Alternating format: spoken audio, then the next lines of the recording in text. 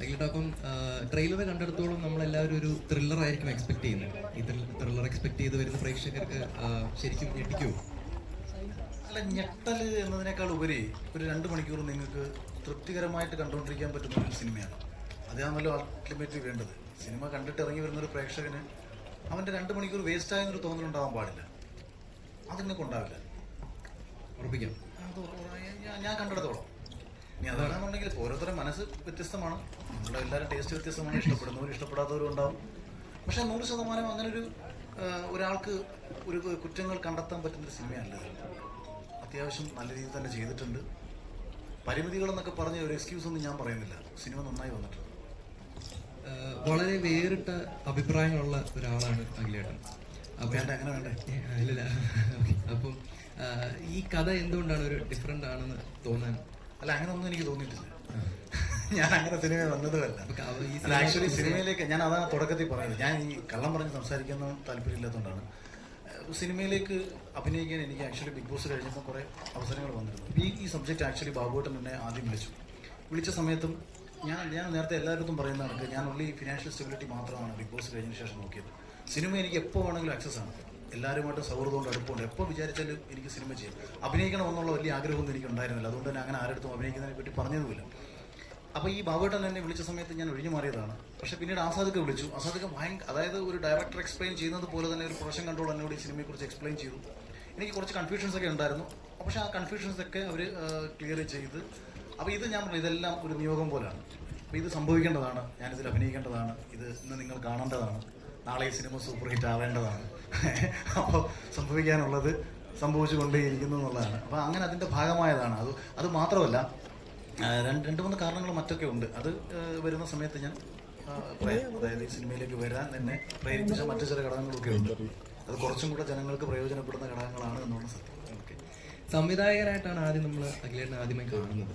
ശേഷം ഇപ്പം നായകനായി സിനിമയിലേക്ക് എത്തും. മുൻപോട്ട് നമ്മൾ എന്ത് പ്രതീക്ഷിക്കണം? സംവിധായകനായിട്ട് പ്രതീക്ഷിക്കണോ അതോ ഒരു നായകനായിട്ട് തന്നെ പ്രതീക്ഷിക്കണോ? അഖിൽമാരായിട്ട് പ്രതീക്ഷിച്ചാൽ മതി. Thank you. ഇങ്ങനെയുണ്ടോ? And സരിത സുരേഷ് ആൻഡ് ഷൈൻ താസ് രണ്ടുപേരെയും ഫ്രണ്ടിലോട്ട് ഇൻവൈറ്റ് ചെയ്യുന്നു. Please join. ഓക്കെ, നെക്സ്റ്റ് അടുത്ത ചോദ്യത്തിലേക്ക് പോവാം. നമുക്ക് ഡയറക്ഷനാണോ അഭിനയമാണോ ഏറ്റവും ഈസിയായി കംഫർട്ടായി തോന്നിയത് അഖിലേട്ടന്? അല്ല, ഇത് ആക്ച്വലി ഇതിപ്പോൾ എല്ലാവരും ഇങ്ങനെ ചോദിക്കുന്നൊരു ക്ലീശേ ചോദ്യമാണ്. അഭിനയം പൊതുവെ താരതമ്യേന എളുപ്പമാണ്. ഡയറക്ഷനുമായിട്ട് താരതമ്യേന എളുപ്പമാണ് എന്ന് കരുതി അഭിനയം എളുപ്പമെന്നല്ല എൻ്റെ അർത്ഥം. ഇനി അങ്ങനെ പറഞ്ഞാൽ അഭിനയം വളരെ ഈസി എന്ന് പറഞ്ഞ് നിങ്ങൾ എഴുതിയിട്ടുള്ളത്. താരതമ്യം ചെയ്ത് നോക്കിയാൽ സംവിധാനത്തെക്കാട്ടി എളുപ്പം അഭിനയമാണ്. എഫേർട്ട്ലെസ് ആണ് കുറച്ചുകൂടെ.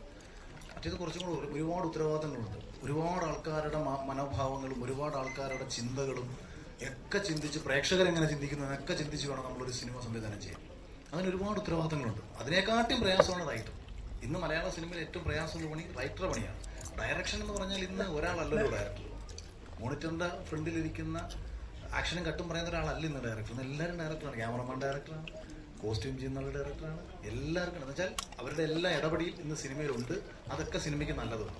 പണ്ടെന്ന് പറയുന്നത് ഒരു സംവിധായകൻ എന്ന് പറയുന്ന ഒരാളുടെ മാത്രം അൾട്ടിമേറ്റ് ഡിസിഷനായിരുന്നു സിനിമ. ഇന്ന് അഭിനയിക്കുന്ന ആൾക്കാർ ഉൾപ്പെടെ പലപ്പോഴും സംവിധായകനെ സഹായിക്കാറുണ്ട്. പക്ഷേ എഴുത്തിനെ സഹായിക്കാൻ പ്രത്യേകിച്ച് ആരും വരാറില്ല. ഇവിടെ എഴുത്തുകാരൻ്റെ പണിയാണ് ഏറ്റവും പ്രയാസമുള്ളത്. ശൂന്യതയിൽ നിന്ന് ഇത് സൃഷ്ടിച്ചെടുക്കുക എന്ന് പറയുന്നതാണ് ഏറ്റവും പ്രയാസമുള്ളത്. ഞാനൊക്കെ സിനിമ ചെയ്യാൻ മടിക്കുന്നതിൻ്റെ പ്രധാനപ്പെട്ട കാരണം അതുകൊണ്ടാണ്. കാരണം ഇനി ആൾക്കാർക്ക് ഇപ്പം നമ്മളുടെയൊക്കെ മനസ്സിലുള്ള സിനിമകളൊക്കെ ആക്ച്വലി സത്യനന്ദിക്കാടിനെയും ശ്രീനിവാസൻ സാറിനെയും ഐവിശ സാറിനെയും ഒക്കെ ആരാധിച്ച് വന്നിരുന്ന കാലഘട്ടത്തിൽ നിന്ന് സിനിമ പഠിച്ച് സിനിമ ചെയ്യാൻ ആഗ്രഹിച്ച് അന്ന് 2007-2008 കാലഘട്ടം തൊട്ട് കഷ്ടപ്പെട്ട് തുടങ്ങി ആ യാത്ര വന്ന് അവസാനിച്ച് 2020 സിനിമ എടുക്കുമ്പോൾ സിനിമ മാറി. അപ്പോൾ പുതിയ കാലഘട്ടത്തിനനുസരിച്ചിട്ടുള്ള മാറിയ സിനിമകൾക്കനുസരിച്ച് പഠിക്കാനുള്ള സമയം കിട്ടിയില്ല. അപ്പോൾ ഇനി പഠിച്ച് പുതിയ കാലഘട്ടത്തെ മനസ്സിലാക്കി സിനിമ ചെയ്തില്ലെങ്കിൽ സിനിമ ചെയ്യാതിരിക്കുന്നതാണ് നല്ലത്. ഒരു ക്വസ്റ്റ്യൻ കൂടി. നമ്മൾ ഇതിനു മുൻപ് മുള്ളംകൊല്ലി വേലായുധനായിട്ട് നമ്മുടെ ലാലേട്ടനെയാണ് കണ്ടത്. മുള്ളംകൊല്ലി എന്ന് പറഞ്ഞിട്ടുള്ള ഒരു പേരും അതിലാണ് വന്നിട്ടുള്ളൂ. ഈ സിനിമയിലും മിഡ് നൈറ്റ് ഇൻ മുള്ളംകൊല്ലി. അപ്പോൾ ലാലേട്ടനെ കടത്തി വെട്ടുന്ന പോലത്തെ ഒരു പെർഫോമൻസ് ആയിരിക്കും.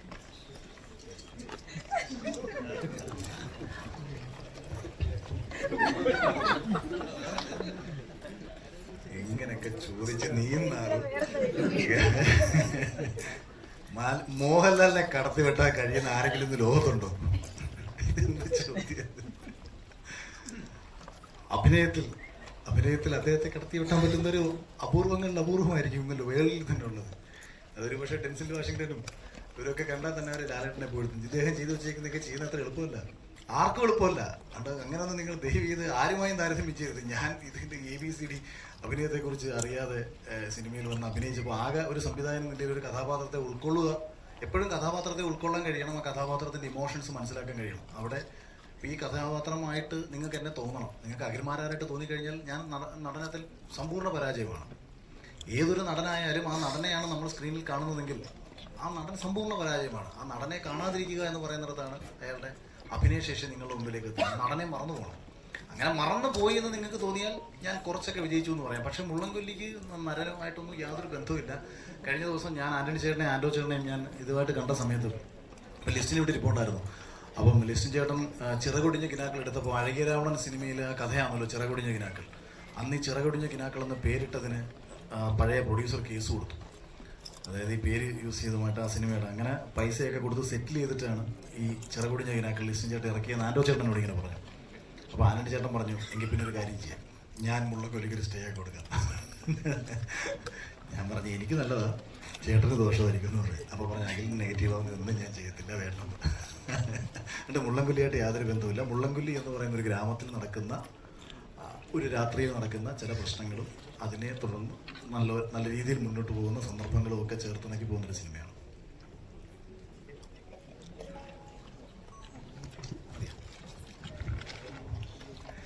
ഈ സിനിമ റിലീസ് ചെയ്യുമ്പോൾ രാഷ്ട്രീയം മൊത്തം ഇതുപോലത്തെ കാര്യം നോക്കേണ്ട ആവശ്യമുണ്ട്.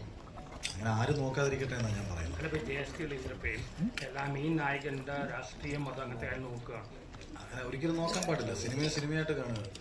അഭിനയിച്ചേക്കുന്ന ആൾക്കാർക്ക് വ്യക്തിത്വം ഉണ്ടാവണമെന്നാണ് ഞാൻ എല്ലായ്പ്പോഴും ആഗ്രഹിക്കുന്നത്. അഭിനയിക്കുന്നവർക്ക് മാത്രമല്ല, നമുക്ക് ഓരോരുത്തർക്കും വ്യക്തിത്വം ഉണ്ടാവണം. സമൂഹത്തിൽ നടക്കുന്ന തെറ്റുകൾ നമ്മൾ ചൂണ്ടിക്കാണിച്ചില്ലെങ്കിൽ ആരാണ് ചൂണ്ടിക്കാണിക്കുക? നമുക്ക് എന്തെങ്കിലും ലാഭങ്ങൾ കിട്ടും, അല്ലെങ്കിൽ നമുക്ക് ഇതുമൂലം എന്തെങ്കിലും പ്രയോജനം ഉണ്ടാകുമെന്ന് കരുതി നമ്മൾ മിണ്ടാതിരുന്നാൽ എന്തെങ്കിലുമൊക്കെ നഷ്ടങ്ങൾ നമുക്ക് വേണ്ടപ്പെട്ടവർക്ക് ഉണ്ടാകുന്നൊരു സമയം വരും. അപ്പോൾ നമ്മൾ വിചാരിക്കും, അയ്യോ ഞാനത് പറഞ്ഞില്ലല്ലോ. ഞാൻ വളരെ ലളിതമായ ഒരു ഉദാഹരണം പറയും. ഇപ്പോൾ നമ്മൾ നടന്നു പോകുന്ന വഴിയിൽ ഒരു ഓടയുടെ സ്ലാബ് കിടക്കുകയാണ്. അപ്പോൾ നമുക്ക് അവിടെ നമ്മൾ PWD-കാരെ 4 ചീത്തയും വിളിച്ച് PW എഞ്ചിനീയറെ ഫോണിൽ വിളിച്ച് 4 തെറിയും വിളിച്ചിട്ട് നമ്മൾ വീട്ടിൽ വരും. പക്ഷെ നമുക്കത് പബ്ലിക്കായിട്ട് പറയാനോ അതിനെതിരെ പ്രതിഷേധിക്കാനോ കഴിയുന്നില്ല. എന്താ കാര്യം? നമുക്ക് നഷ്ടങ്ങളുണ്ടാകും. എന്തിനാണിതെന്ന് നമ്മൾ ചിന്തിക്കും. നമ്മൾ വീട്ടിലെത്തി കഴിയുമ്പോഴാണ് അറിയുന്നത് നമ്മുടെ അച്ഛൻ രാത്രിയിൽ വരുന്ന വഴിക്ക് ഇതേ ഓടയിൽ വീണ് മരണപ്പെടുകയോ അപകടം ഉണ്ടാവുകയോ ചെയ്യുന്നു. അല്ലെങ്കിൽ നമ്മുടെ സഹോദരൻ ഇതേ ഓടയിൽ വീണ് നമ്മൾ കണ്ട അതേ സ്ലാബിൽ തട്ടി വീണ് മരണപ്പെട്ടു എന്ന് നമ്മൾ അറിഞ്ഞാൽ ഒരു നിമിഷം നമ്മൾ വിചാരിക്കും, ആ നിശബ്ദതയാണല്ലോ എനിക്ക് ജീവിതത്തിലുണ്ടായ ഏറ്റവും വലിയ നഷ്ടമെന്ന്. അതുകൊണ്ട് നിശബ്ദതയാണ് ഏറ്റവും വലിയ നഷ്ടമെന്ന് നിങ്ങൾ ഓരോരുത്തരും തിരിച്ചറിയുക. ഞാൻ ശബ്ദിക്കുന്നത് ഒരിക്കലും എനിക്ക് വേണ്ടിയിട്ടല്ല. എനിക്ക് വേണ്ടിയിട്ടാണെങ്കിൽ ഞാൻ ശബ്ദിക്കാതിരിക്കുകയാണ് ചെയ്യുന്നത്. ഞാൻ രാഷ്ട്രീയം പറയുന്നത്, പ്രത്യേകിച്ച് കലാകാരന്മാർ ആരൊക്കെ രാഷ്ട്രീയം പറയുന്നുണ്ടോ അവരൊക്കെ സംസാരിക്കുന്നുണ്ടെങ്കിൽ അവരെ നിങ്ങൾ മാക്സിമം പ്രോത്സാഹിപ്പിക്കുക. കാര്യം അവരാരും അവർക്ക് വേണ്ടിയില്ല. കാര്യം നഷ്ടങ്ങൾ ഉണ്ടാവും എന്ന് തിരിച്ചറിഞ്ഞുകൊണ്ട് ഒരാൾ സംസാരിക്കുക. മിണ്ടാതിരുന്നാൽ നേട്ടങ്ങൾ കിട്ടും, മിണ്ടുന്നവന് നഷ്ടം. Akhil Marar natural ആക്ടറാണോ method ആക്ടറാണോ? ഞാനൊരു ആക്ടറെ ആയിട്ടില്ല.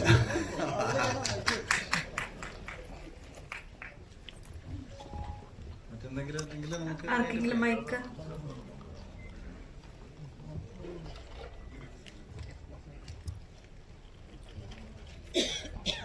അഖിൽമാരാർ എന്ന ഡയറക്ടർ അഖിൽമാരാർ എന്ന ആക്ടറിനെ ഏതെങ്കിലും ഇൻസ്റ്റൻസിൽ ഹെൽപ്പ് ചെയ്തിരുന്നോ ഈ പടത്തിൽ? അല്ല, അത് കുറേയൊക്കെ ചെയ്തിട്ടുണ്ട്. കാര്യം ഒരു സംവിധായകൻ ഒരു കാര്യം ചെയ്യാൻ പോകുന്ന സമയത്ത് അദ്ദേഹം എന്താണ് ചിന്തിക്കുന്നതെന്ന് അദ്ദേഹം പറഞ്ഞു തരാതെ തന്നെ കുറേയൊക്കെ നമുക്ക് മനസ്സിലാക്കി എടുക്കാൻ പറ്റും.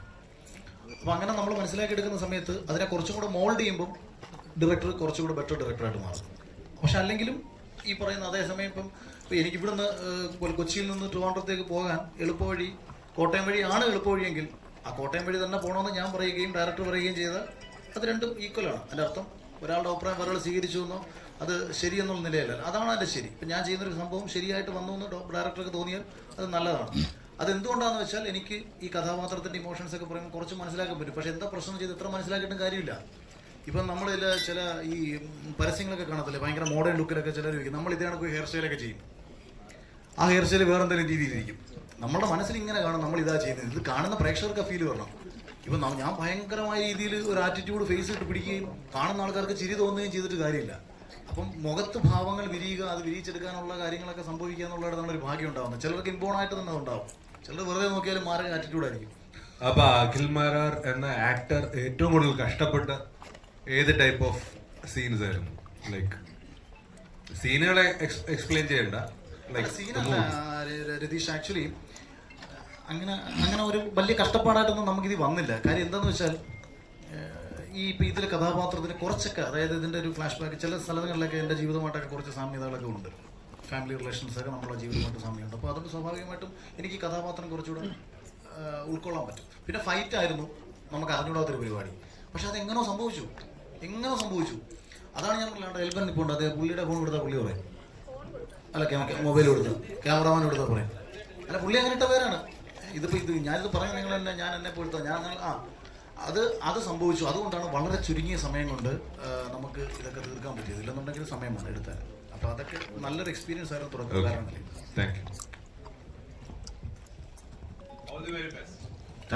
ഈ റിവ്യൂ സിനിമയെ ബാധിക്കുന്നുണ്ടോ? സിനിമ റിവ്യൂവിനെ ബാധിക്കാറുണ്ട്. കാര്യം എന്താണെന്ന് വെച്ചാൽ സിനിമ ഇല്ലെങ്കിൽ റിവ്യൂക്കാർക്ക് ജീവിതമില്ല. ഈ പോക്കുന്ന ആള് റിവ്യൂ ഇല്ലെങ്കിലും സിനിമ ഉണ്ടാവും, പക്ഷെ സിനിമ ഇല്ലെങ്കിൽ റിവ്യൂ ഇല്ല. സോ നമ്മുടെ മറ്റുള്ള ആർട്ടിസ്റ്റിന്റെ തീർച്ചയായും നവാസിനോടൊക്കെ ചോദിക്കാൻ ഓക്കെ. അപ്പൊ കഴിഞ്ഞല്ലോ ഞാൻ അതല്ല ആർക്കെങ്കിലും എന്തെങ്കിലും നമുക്കിവിടെ അതല്ല എന്തെങ്കിലും ചോദിക്കുകയാണെങ്കിൽ ചോദിച്ചോളൂ. ആരാണ്? അല്ല ഞാൻ ചോദിച്ചു, ഞാൻ കംപ്ലീറ്റ്ലി കൈമാറട്ടെ എന്ന് ചോദിച്ചതാ. ഓക്കെ അല്ലേ?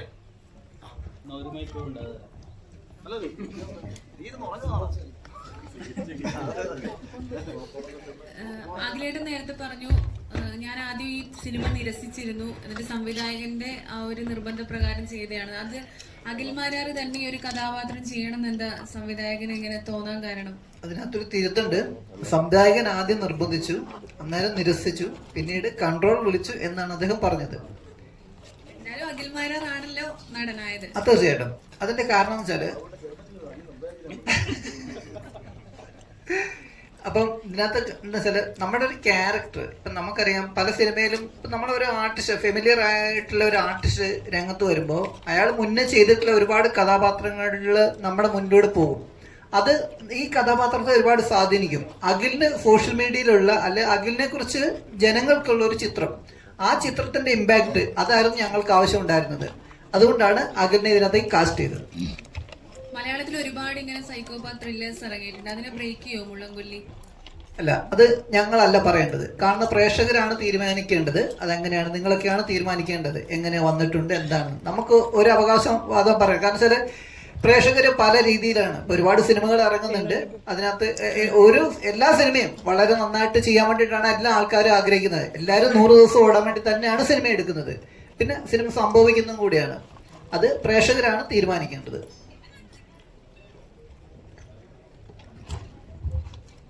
Thank you. സോ നമ്മുടെ മ്യൂസിക് ഡയറക്ടേഴ്സും കൂടെ സംസാരിച്ചതിന് ശേഷം വെൽവാങ്കം. ജനീഷ് സാറ് ആൻഡ് സാർ രണ്ടുപേരും ഉണ്ട്. എല്ലാവരും ഓൾറെഡി ഈ സിനിമയെ കുറിച്ച് പറഞ്ഞു കഴിഞ്ഞു ഒരുപാട് കാര്യങ്ങൾ. അതേപോലെ തന്നെ ഞങ്ങൾ രണ്ടുപേരും എക്സൈറ്റഡ് ആണ്.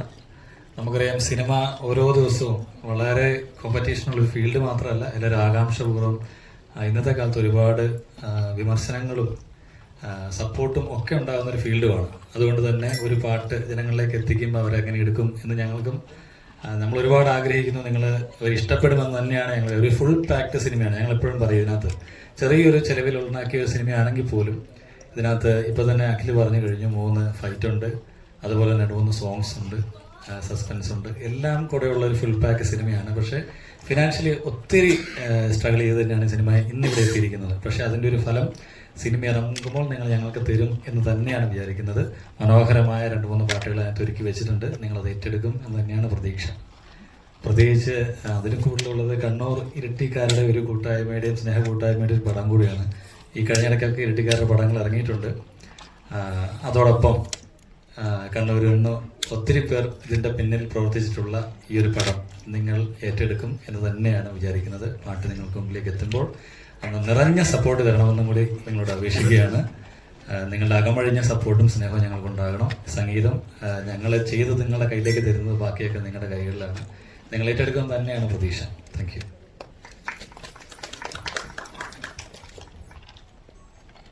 മുള്ളംകൊല്ലി സിനിമയിൽ വർക്ക് ചെയ്യാൻ പറ്റിയ ആദ്യം വളരെ സന്തോഷമുണ്ട്. ഇതിലേക്ക് എന്നെ എത്തിക്കുന്നത് ആസാദിക്കയാണ്. ഇതിൻ്റെ ടൈറ്റിൽ സോങ്ങും പിന്നെ ബാക്ക്ഗ്രൗണ്ട് സ്കോറുമാണ് ഞാൻ ചെയ്തിരിക്കുന്നത്. ഫസ്റ്റ് ടൈറ്റിൽ മുതൽ എൻഡ് ടൈറ്റിൽ വരെ ഫുള്ള് ത്രില്ലിംഗ് എലമെൻറ്റിലുള്ള മൂവിയാണ്. അതുകൊണ്ട് തന്നെ ഓരോ ഭാഗവും പിന്നെ ആ ഒരു എലമെൻറ്റ് മെയിൻറ്റെയിൻ ചെയ്യാൻ വേണ്ടിയിട്ട് ഇതിൽ ശ്രമിച്ചിട്ടുണ്ട് ബാക്ക്ഗ്രൗണ്ട് സ്കോറിൽ. പിന്നീട് നിങ്ങൾ കണ്ടിട്ട് എങ്ങനെയാണെന്നുള്ളത് തീരുമാനിക്കുക. എന്തായാലും വളരെ അധികം സന്തോഷമുണ്ട്. എല്ലാവരുടെ സപ്പോർട്ടും പ്രാർത്ഥനയൊക്കെ പ്രതീക്ഷിച്ചുകൊള്ളുന്നു. Thank you so much. Thank you so much.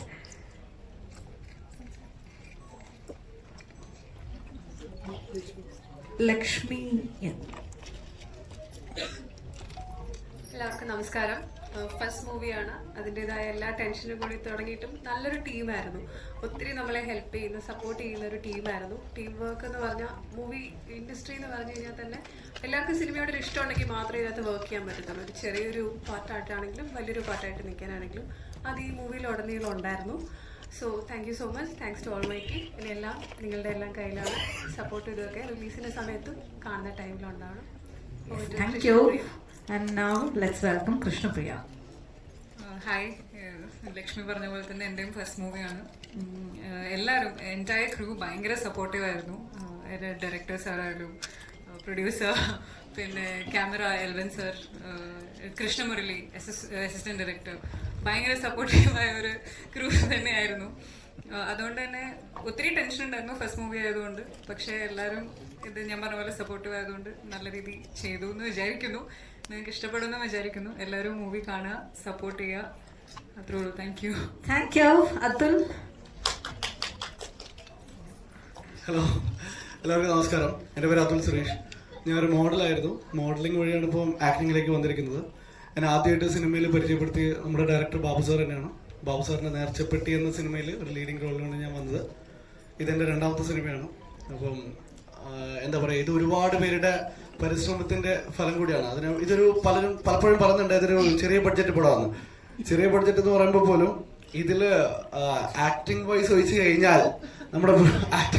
കഴിഞ്ഞാൽ ബാക്കി എല്ലാം കൊണ്ട് ഇതൊരു പടമാണ്. ആക്ടേഴ്സിൻ്റെ ഒരു ബഡ്ജറ്റ് മാറ്റി നിർത്തി കഴിഞ്ഞാൽ ഒരു തരത്തിലുള്ളൊരു കോംപ്രമൈസ് ഈ പടത്തിൽ വരുത്തിയിട്ടില്ല. ഇത് വലിയൊരു പടം എന്ന് പറയുന്നില്ല, പക്ഷേ ഒരു 100 രൂപ അല്ലെങ്കിൽ 200 രൂപ കൊടുത്ത് സിനിമ കാണുന്ന ഒരു വ്യക്തിക്ക് ഒരിക്കലും ഒരു നഷ്ടം ഉണ്ടാവാത്ത ഒരു സിനിമയായിരിക്കും നിങ്ങൾക്ക് ഉറപ്പുണ്ട്. അത് തീരുമാനിക്കേണ്ടത് നിങ്ങളും കൂടെയാണ്. Thank you so much.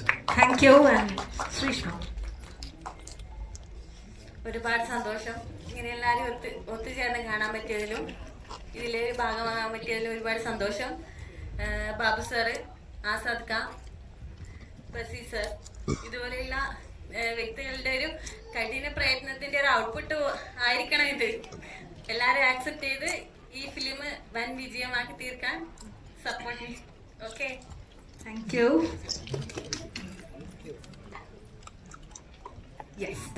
ഇനി ക്വസ്റ്റ്യൻസ് ഉണ്ടോ? ഇല്ലെങ്കിൽ നമുക്ക് വൈൻഡ് അപ്പ് ചെയ്യാം. ഇല്ല, okay. So once again thank you so much. അപ്പോൾ സൈനയിലൂടെയാണ് നമ്മുടെ ട്രെയിലർ നമ്മൾ വരാൻ പോകുന്നത് അല്ലേ? ഓൾറെഡി വന്നിട്ടുണ്ട്. അപ്പോൾ നിങ്ങൾക്ക് എല്ലാവർക്കും ഷെയർ ചെയ്യാം.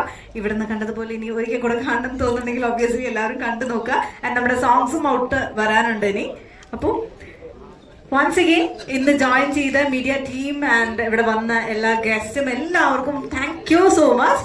അപ്പോൾ വീണ്ടും കാണാം. ഇതുപോലെ നിറഞ്ഞ ഒരു തിയേറ്ററിൽ നമ്മളെല്ലാവരും ചേർന്ന് സിനിമ റിലീസിന് കാണുമെന്ന പ്രതീക്ഷയോടുകൂടി once again thank you so much. And it's me Babitha Basheer signing off. Thank U.